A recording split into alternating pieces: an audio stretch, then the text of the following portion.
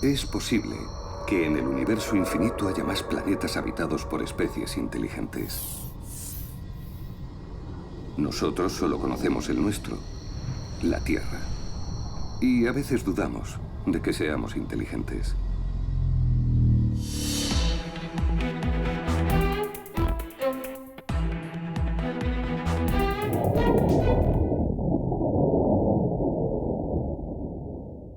Por eso, quizá impresionados ante el espectáculo de destrucción y barbarie que habíamos sido capaces de hacer en lo que fue llamada Segunda Guerra Mundial, los países del mundo decidieron crear en 1945 la UNESCO, Organización de las Naciones Unidas para la Educación, la Ciencia y la Cultura, con la misión de salvar y conservar lo mejor de la humanidad.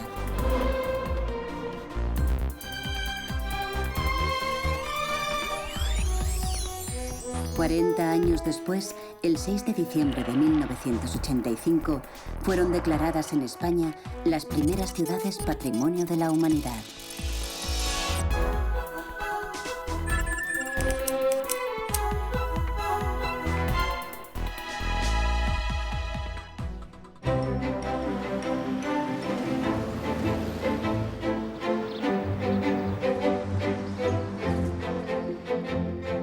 A juzgar por la belleza de sus construcciones vanguardistas, cabría pensar que esta ciudad es esencialmente moderna, joven y ambiciosa. Y así es en realidad una de las dos caras de Mérida, la pujante capital extremeña.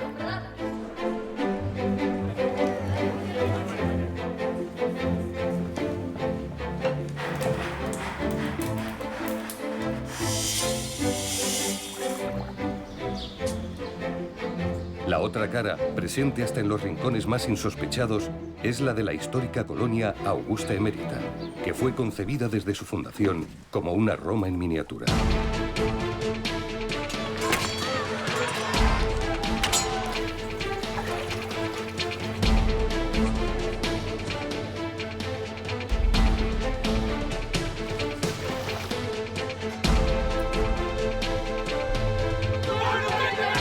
Habitada al principio por legionarios retirados, eméritos, fue durante siglos la capital de Lusitania.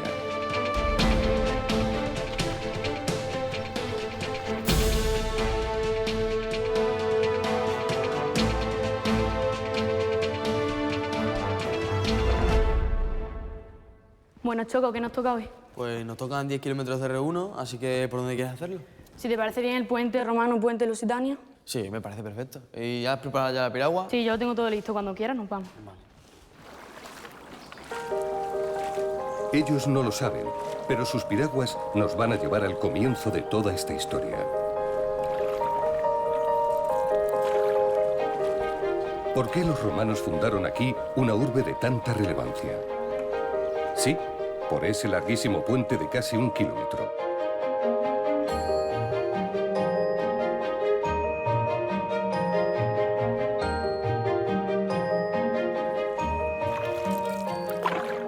Este era el lugar ideal para construirlo. En verano, aquí el nivel del Guadiana era tan bajo que se podía cruzar sin apenas mojarse las rodillas.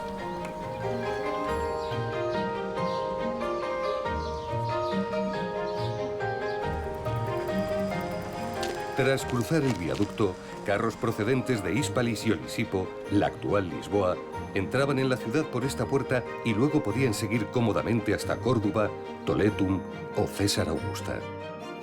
Emérita era un nudo de comunicaciones único por el que atravesaban las principales calzadas.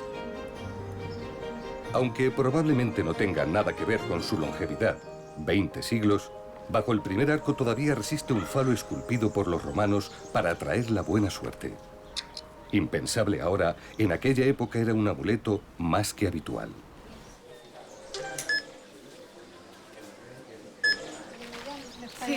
A diferencia del puente, el resto del legado clásico fue ignorado durante más de 1 milenio. Hasta 1910, la obra cumbre de aquel periodo, el Teatro Romano, permaneció casi enterrada por completo. Únicamente sobresalían 7 fragmentos de las gradas más altas, las llamadas 7 sillas.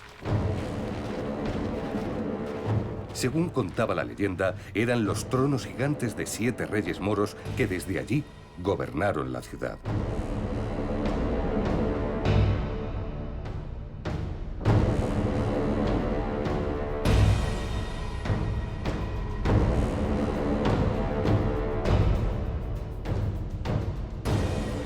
Tras retirar toneladas de tierra y escombros, las 7 sillas se convirtieron de nuevo en la tiara que corona el escenario emeritense. Una metáfora quizás demasiado pomposa para describir lo que era en realidad el gallinero.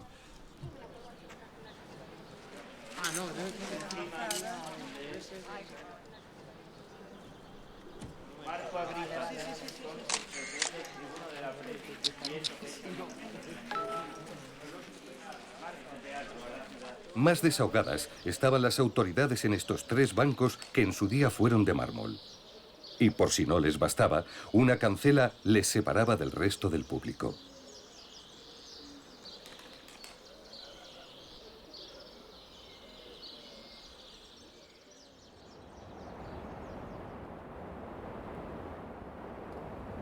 La parte más espectacular del teatro es el frente escénico. Fue reconstruido pero nunca repintado. En realidad, en tiempos de Horacio y Virgilio, el estuco tras las columnas era de color rojo. Ellos utilizaron el frente escénico, o sea, el fondo, como de alguna forma algo parecido que ocurre en los retablos de las iglesias, ¿no? Lo utilizaban para que la gente viera el poder, la fuerza que tenía el emperador. Y en esos huecos, en esos espacios, situaban las esculturas de los dioses, pero faltan otras muchas piezas. Esas piezas que faltan son todas esas piezas que se han deteriorado porque eran telas, porque era madera, porque era pintura, y no han aguantado los 2000 años de historia.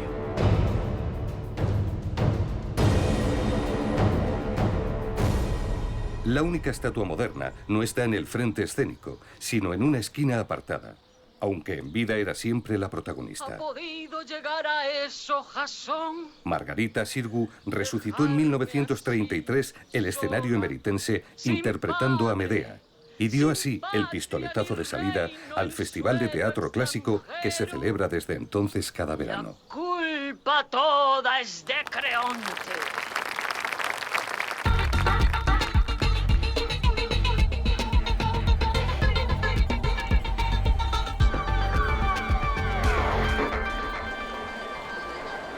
Con la llegada del calor, los mejores actores y directores de España y de Europa ofrecen sus versiones de los textos griegos y romanos. La atmósfera que reina esos días en la ciudad es mágica. Para los intérpretes es un momento único. Te produce una emoción muy fuerte actuar aquí. Yo creo que es por la energía que contienen estas piedras, por su historia, por estar en contacto con la tierra, con los elementos, con el aire, con las estrellas, con la noche. Lo esencial de las tragedias griegas y de los textos clásicos está muy presente y muy latente y yo creo que es un material valiosísimo y necesario porque nos define como civilización, ¿no? y forma parte de nuestro inconsciente colectivo. Esta noche estrenan Las Troyanas, de Eurípides. Las entradas están agotadas desde hace días. Yo vi eso que ahora llaman crímenes de guerra. ¡Qué tontería! ¿Qué diablos es una guerra? Una guerra es eso, es un montón de crímenes juntos los unos con los otros.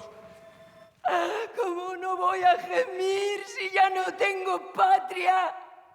Si ya no tengo esposo, si ya no tengo hijos. No hay dolor en el mundo que no me pertenezca. Abro la boca. Quiero gritar. Quiero desaparecer gritando.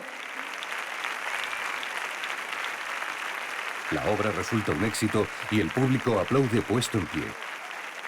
La fiesta se traslada después al peristilo romano, justo detrás del escenario, y allí se alargará hasta bien entrada la madrugada.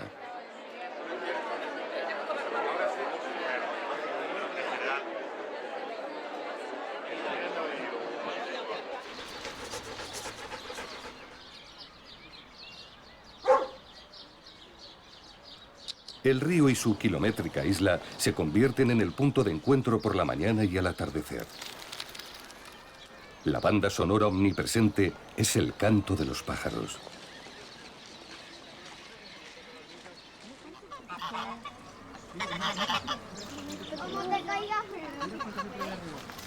Con el cambio de siglo, un ambicioso plan de regeneración les devolvió a los emeritenses su río.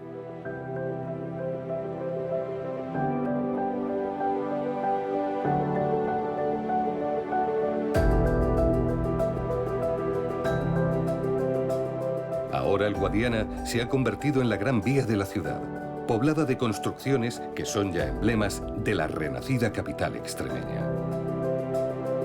La Biblioteca Jesús Delgado Balondo es un ejemplo.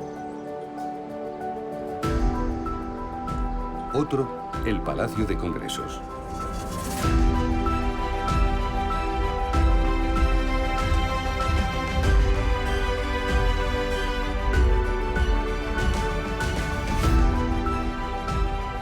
El más conocido, por ser obra de Sáenz de Oiza, es la Escuela de Administración Pública.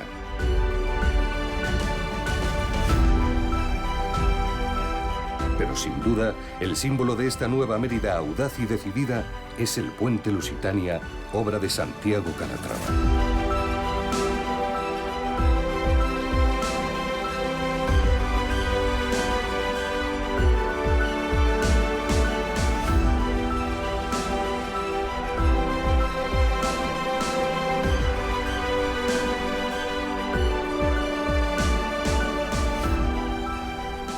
El arco de hormigón emula a las colinas que envuelven Mérida.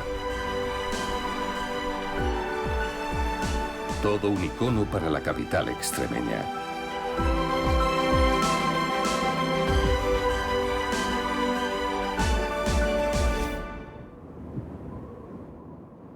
Mérida fue designada Patrimonio de la Humanidad por su pasado romano, pero esconde mucho más.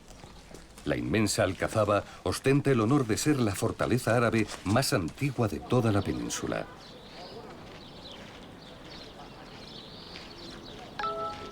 Fue erigida en el año 835 por Abderramán II. El objetivo del emir de Córdoba era controlar a los levantiscos emeritenses.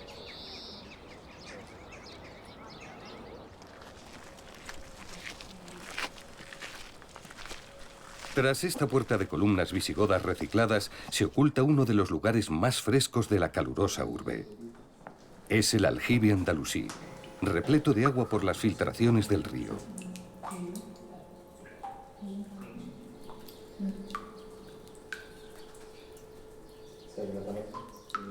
En el techo, sorpresa, una cocina romana. Los árabes reutilizaron todo, lápidas incluidas. Y los cristianos, tras la reconquista de la ciudad, hicieron lo propio con los restos musulmanes. En una esquina de la fortaleza, la Orden de Santiago levantó un convento que hoy es sede de la Presidencia de Extremadura.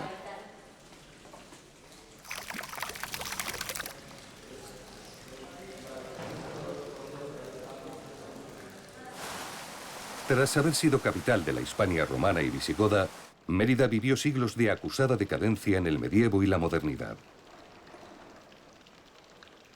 Con su elección en 1983 como sede del gobierno y el parlamento extremeños, volvió a recuperar el protagonismo perdido.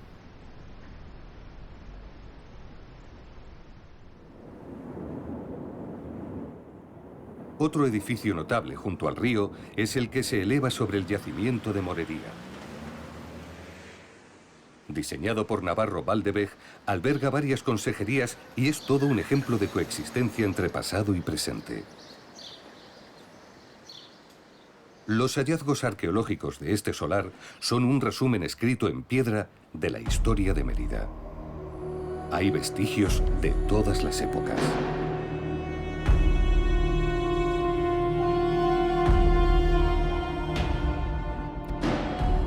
El extremeño Manuel Godoy, favorito del rey Carlos IV, quiso convertir la ciudad en la Pompeya española. planteó trasladar a la escasa población de entonces al otro lado del río y convertir así la urbe antigua en un museo. Pero nunca se hizo, y por eso ahora Mérida y Emérita conviven una encima de la otra. Contra viento y marea, José Ramón Mérida y Maximiliano Macías fueron los héroes que ya mucho más tarde, allá por 1910, iniciaron las excavaciones.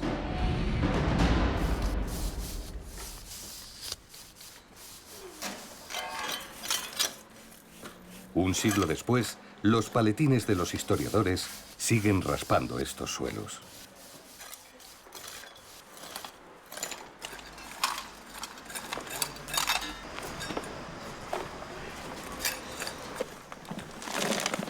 Mérida yo creo que es inagotable, una fuente de recursos históricos fundamental para conocer a la Hispania en toda su integridad y por ende el Imperio Romano, pero yo creo que Mérida siempre será un punto neurálgico para conocer las culturas del pasado y siempre tendrá cosas que enseñar. Jorge, por favor, ¿me podrías dar las medidas del contrapeso? Te doy altura y diámetro, ¿no? 49 de altura y 51 de diámetro. Vale, gracias. La historiadora y sus estudiantes excavan 2 tabernas. Trabajan en la Casa del Mitreo, una domus de lujo situada extramuros. Entre los hallazgos que hemos encontrado esta última semana se encuentra una cucharilla de hueso que posiblemente tenía una función vinculada a la cosmética y a la farmacopea, un removedor de perfume, así como una posible aguja para adorno femenino.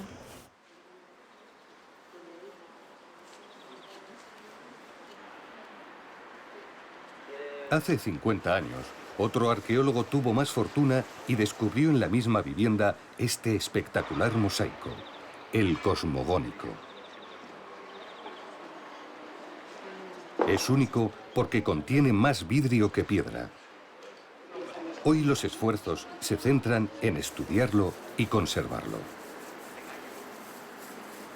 Estamos realizando limpiezas en seco, simplemente para retirar el polvo, la superficie, la suciedad que se deposita. Estamos realizando allí al fondo empacos con limpieza con agua desionizada para retirar sin apenas frotar, para no dañar las teselas de piedra y sacar lo que es el color real de la piedra. Y en la parte central, que es la alfombra que da nombre al mosaico cosmogónico, estamos realizando también tanto análisis de las teselas, de la composición y viendo realmente cómo están, cómo se van comportando.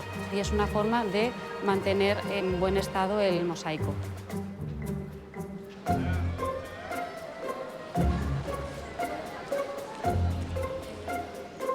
Echando un vistazo a los cimientos del arco de Trajano, comprobamos la diferencia de cota entre la Mérida actual y la Emérita lusitana. 2 metros de polvo y tierra se han acumulado en 2000 años.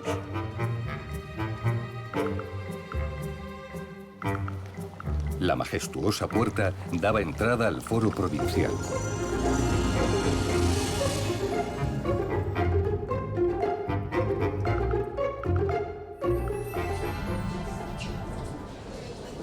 A la vuelta del arco, un restaurante aprovecha como pared uno de sus muros.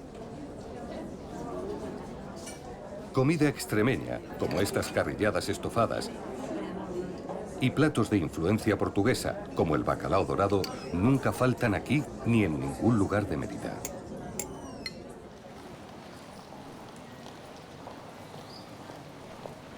Precisamente en el arco de Trajano se inspiró Rafael Moneo para sustentar su reputado diseño del Museo Nacional de Arte Romano.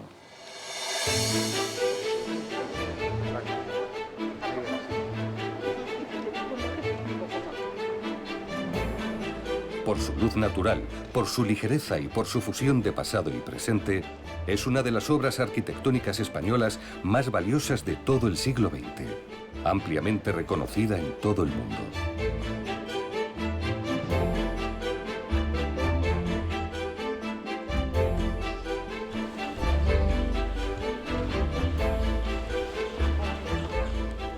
Por cierto, aquí también había restos en el subsuelo, por lo que Moneo ideó una cripta que ensalzara estos excepcionales cimientos.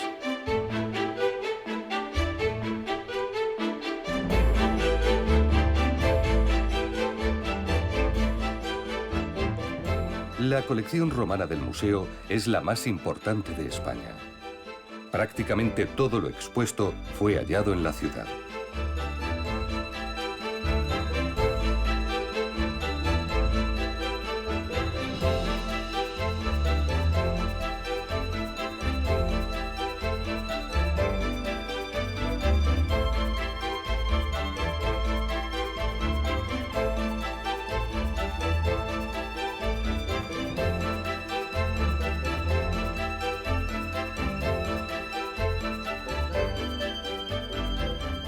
Mérida era la fachada política y del Imperio Romano.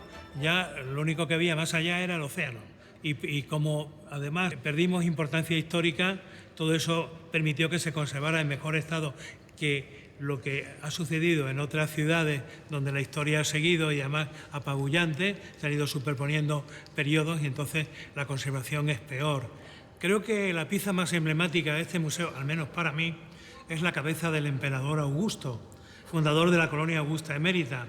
Por otra parte, también diría que los mosaicos son siempre la estrella de la visita. En los estudios de público que se han realizado en el museo, siempre los mosaicos tienen, digamos, la aceptación de todo el visitante.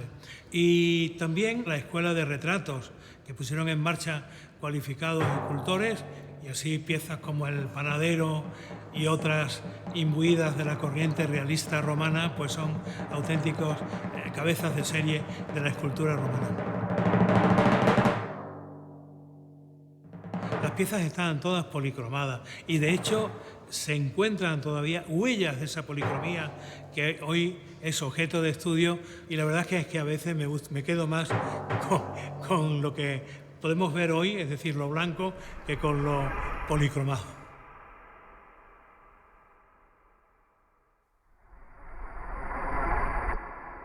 En el museo también hay muchos objetos cotidianos y la mar de curiosos.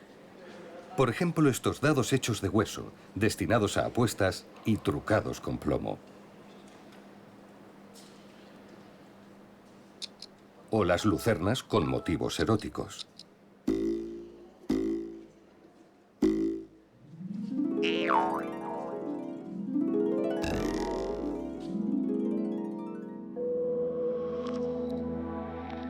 En las paredes de una vivienda, alguien dibujó la figura de un jinete y la de una liebre en una jaula.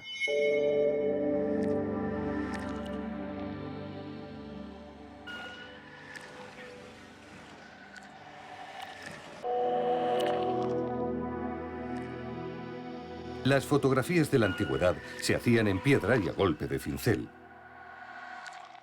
He aquí una instantánea de la inauguración de la ciudad en el año 25 a.C.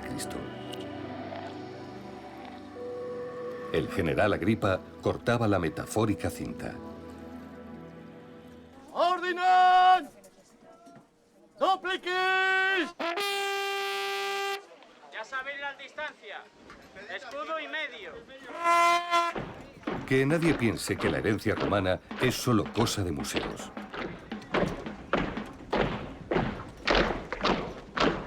Durante el festival Emerita Lúdica, amantes de la historia llegados de todo el mundo reviven en la calle las glorias pasadas.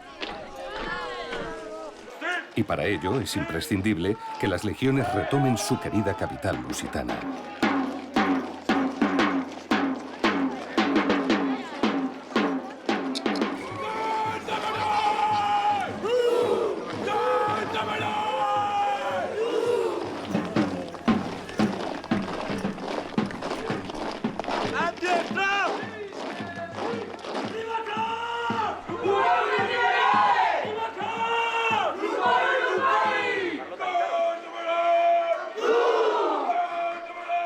Pero no se trata solo de fanfarria militar.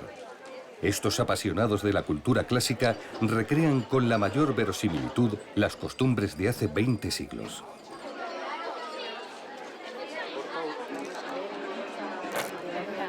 Aquí una bruja lee el futuro en las runas. Tu marido le ve un ascenso, tiene trabajo estable y le ve todavía un ascenso dentro del trabajo.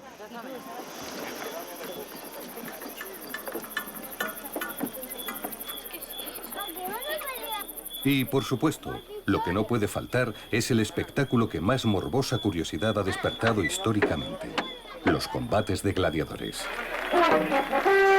¡Paso al gobernador!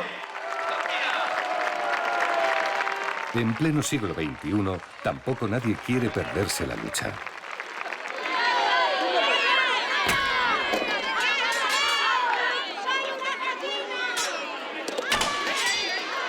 Hasta 15.000 espectadores llegaron a rugir desde las gradas del anfiteatro, hoy parcialmente reconstruidas.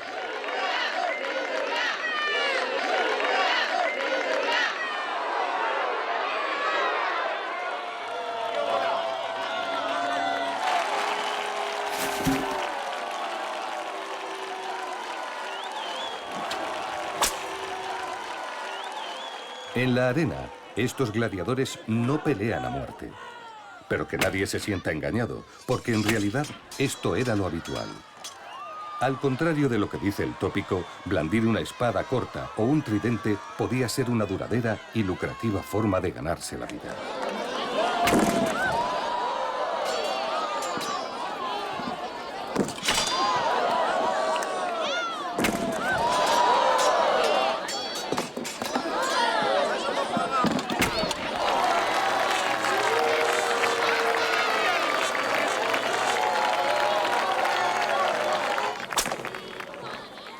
No solo luchaban contra otros hombres, sino contra animales salvajes traídos de África y Asia.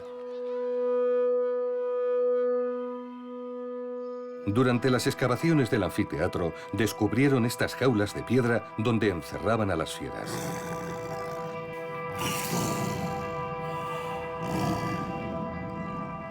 Las gradas contaban con un pódium elevado para proteger a los espectadores de algún tigre o león hambriento.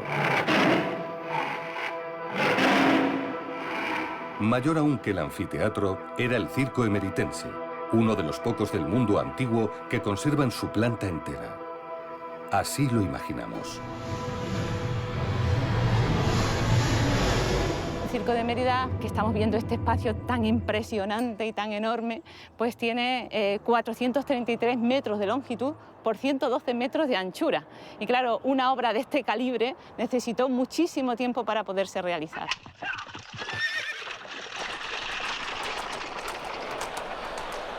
Las carreras de cuadrigas desataban pasiones, más incluso que los combates de gladiadores.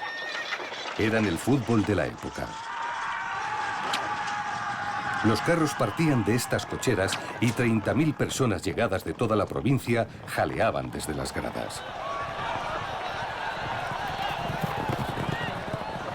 Había grupos de seguidores ultras, apuestas y también estrellas multimillonarias.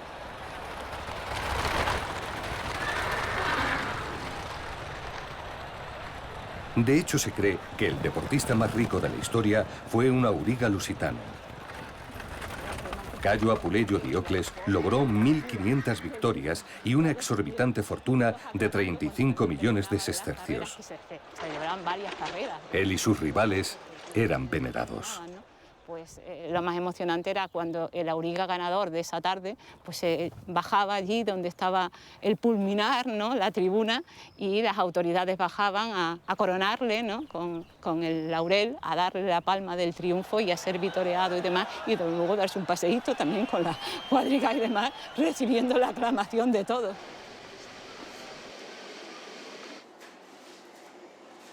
El pasado clásico es fuente de inspiración, devoción y también de negocio. En la Mérida actual, por ejemplo, se puede comer como lo habría hecho el mismísimo Diocles.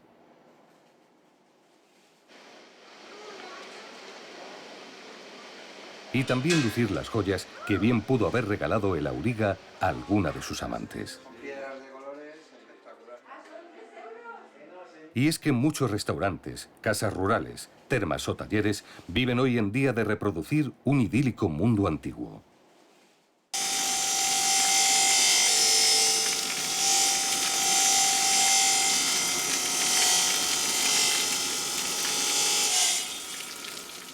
En el suyo, armada de sierra, martillo y cincel, Luisa elabora espléndidos mosaicos. Y ahora estas teselas ya con la ayuda de la tenaza, pues vamos a ir adaptándola al dibujo que tenemos aquí enfrente.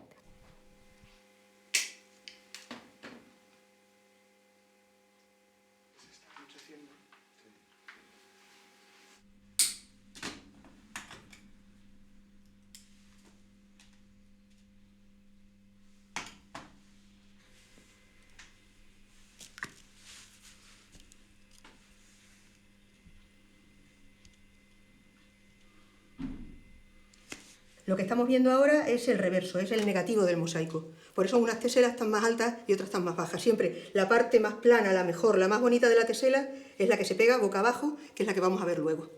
La dificultad del mosaico, y con ella su precio, depende del tamaño y del colorido.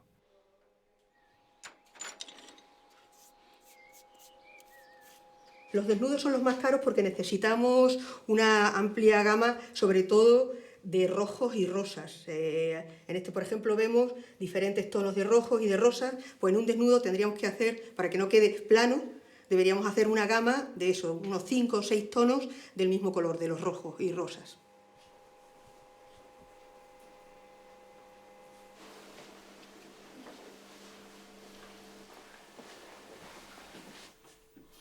Como ahora, los emeritenses de entonces abrían el grifo de casa y brotaba agua corriente. La colonia romana disfrutó de una calidad de vida inimaginable durante los siglos posteriores.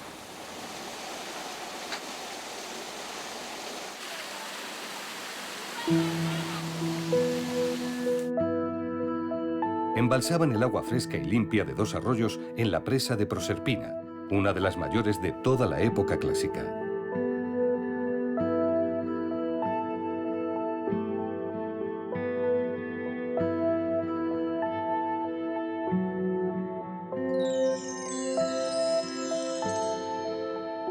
Desde allí, el líquido recorría 10 kilómetros hasta la ciudad. El pantano estaba en la cota más alta del trayecto y mediante túneles y acueductos lograban que el agua avanzase siempre cuesta abajo.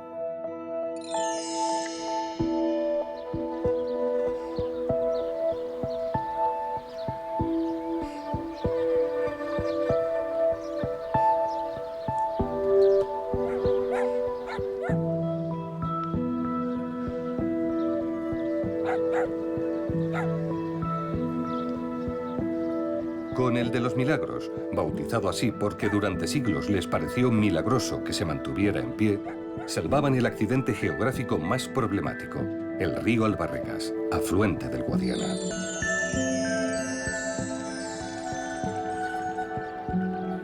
Y aquí es necesario un inciso para recalcar que esta es la más bella postal de Mérida.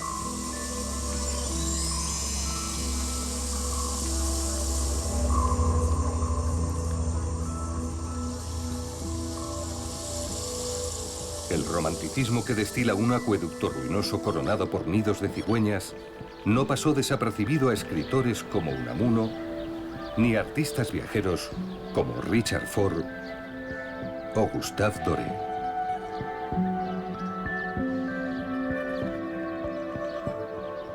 Tras la vaguada del Albarregas, la tubería desembocaba en un depósito situado en la parte más alta de la trama urbana. Desde este dejaban caer el agua fresca hasta cada una de las viviendas que podían permitírsela. Otras conducciones hidráulicas abastecían la capital lusitana. En la de Rabo de Buey San Lázaro destaca su acueducto.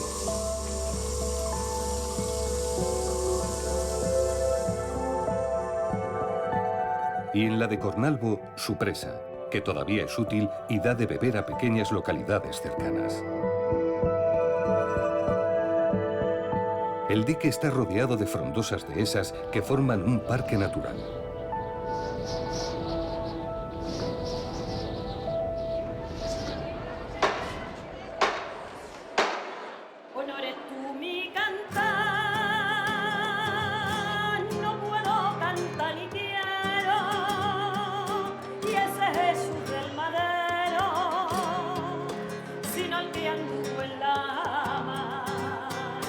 Honor es mi cantar, no puedo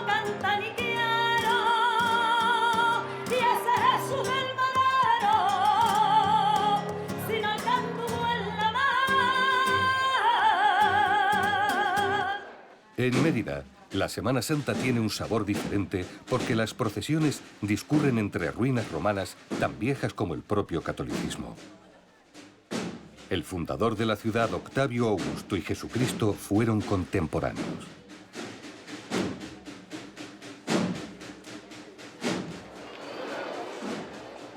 Al Santísimo Cristo de los Remedios, al Señor de Dios del Santo, por nuestro compañero Valentín, que estará a su lado arriba, ¿eh?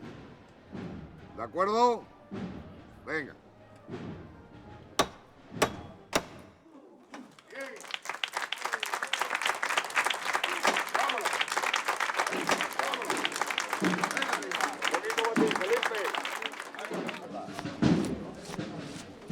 Pasito a pasito, decenas de esforzados costaleros portan la imagen del Cristo ante el imponente templo de Diana.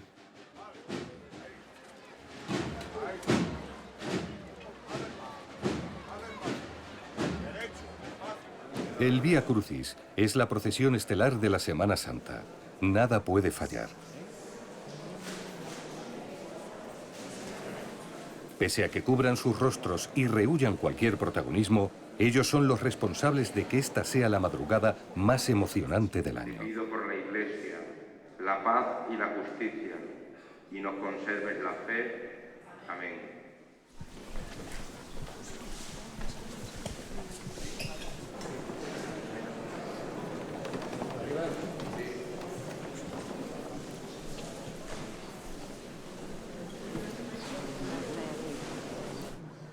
Encienden los faroles y se lanzan a la calle.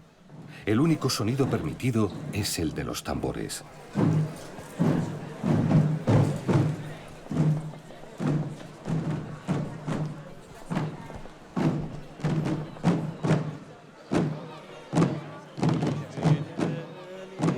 El punto álgido es la entrada del Cristo al anfiteatro. Allí eran sacrificados los mártires cristianos.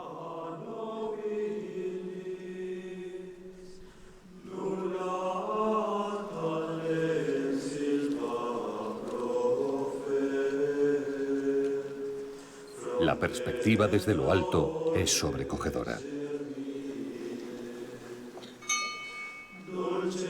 193 braseros con velas forman una gigantesca cruz. Junto con el de Roma, este es el único Vía Crucis que acaba en un coliseo.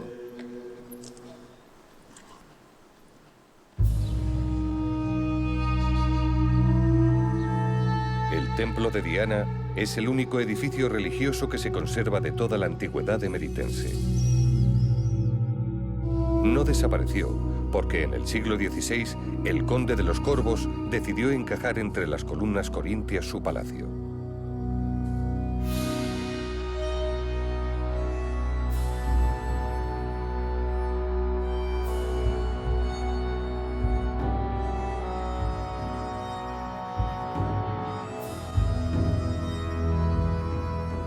El edificio formaba parte del Foro de la Colonia, el centro neurálgico de la urbe latina. Allí acudían los ciudadanos a rezar, pleitear o a hacer negocios.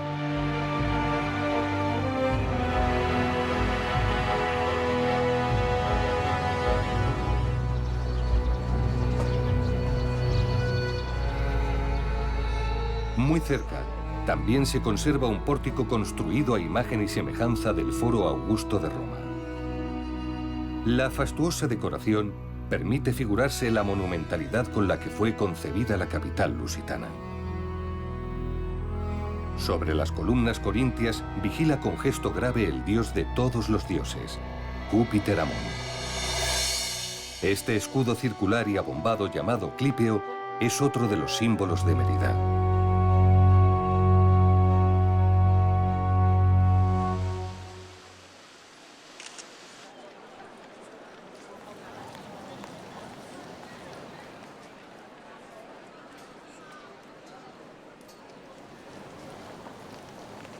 El centro de la vida social es ahora la Plaza de España. Allí se alzan el Ayuntamiento y la Concatedral de Santa María la Mayor, que comparte arzobispo con Badajoz. Varios palacetes ennoblecen el espacio, pero el que más destaca por su exotismo es el de la China, que albergaba unos grandes almacenes a principios del siglo XX.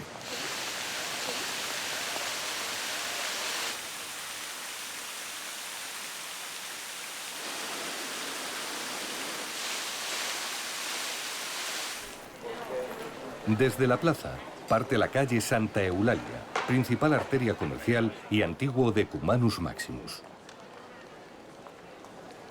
Las urbes planificadas por los romanos eran cruzadas por dos vías principales, el Decumano, de este a oeste, y el Cardo, de norte a sur.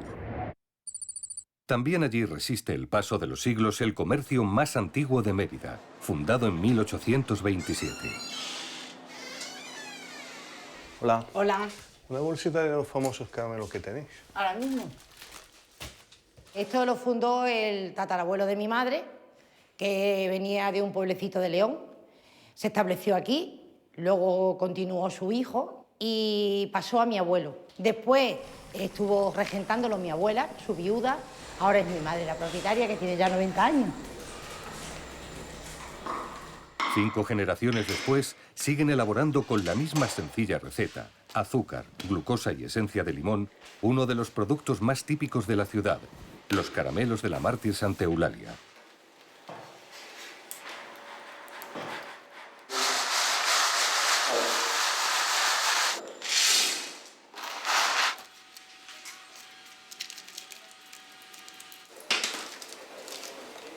El caramelo representa a Mérida. Aquí todas las personas que son de aquí pues le tienen un cariño especial. Incluso cuando han estado fuera, el mejor regalo que pueden recibir es un paquete de caramelos de la Mártir. Los emeritenses devotos son fieles seguidores de Santa Eulalia, aunque ellos la llaman siempre la mártir. Esta niña fue perseguida por el emperador Diocleciano y tras su muerte en la hoguera, los cristianos comenzaron a peregrinar hacia su tumba.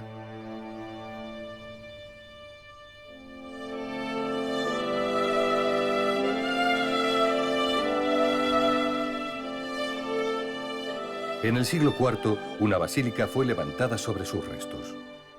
No es ni mucho menos la única sepultura bajo el suelo del templo. Aquí también hay un yacimiento arqueológico con enterramientos de muy diferentes épocas. En el exterior de la basílica construyeron un altar conocido como ornito.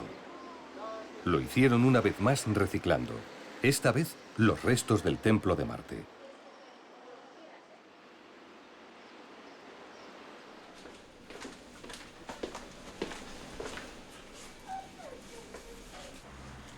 En Mérida tampoco puede faltar el jamón ibérico. Es el manjar por excelencia de esta tierra. Muy cerca del teatro y el anfiteatro, afila su cuchillo el mejor cortador del mundo, con varios récords Guinness. Al principio se utilizaba como medio de vida, ¿no? Nuestros abuelos hacían matanza para subsistir. Luego se ha industrializado y realmente era un sueño, ¿no? El poder llegar a más de 200 países con nuestro producto estrella, ¿no?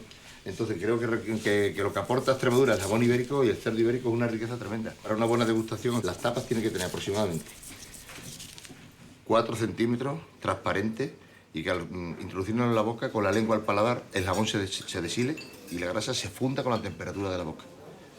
Esa es la forma de degustar un buen jamón.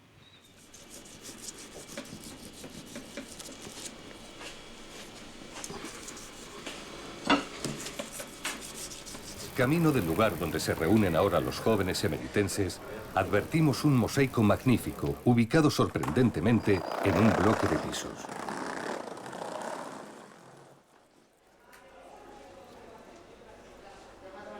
Si en un punto cualquiera hay una pieza de esta talla, nos asalta la pregunta: ¿qué puede ocultarse todavía bajo la alfombra de la Mérida moderna?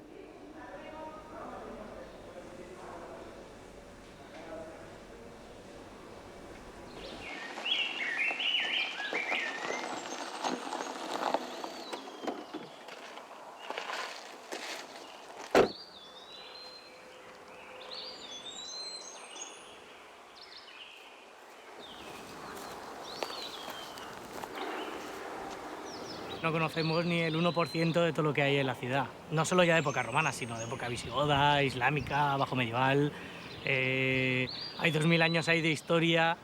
Llevamos un siglo, un poco más de un siglo de excavaciones, pero todavía queda muchísimo.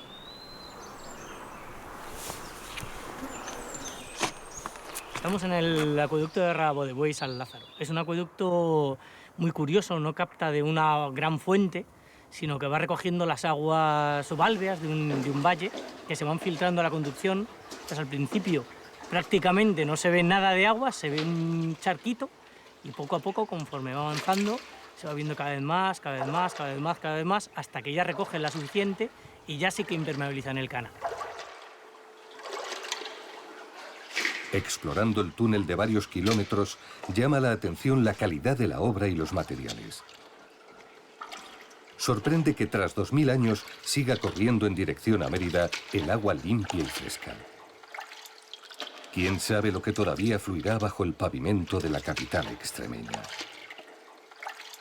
Los romanos, cuando construían las cosas para que duren, sobre todo las obras públicas, no para que duraran 100 años ni 1000, sino a veces que fueran eternas. Sin saber qué se esconde debajo de ellos, los jóvenes emeritenses patinan en este rompedor edificio del Estudios El Gascano.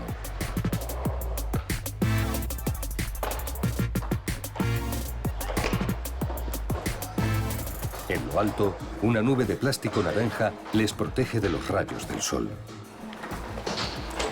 Así son los anfiteatros del siglo XXI. Materiales de ciencia ficción toman el relevo de las piedras eternas que un día albergaron a personajes inmortales como Agripa o Diocles.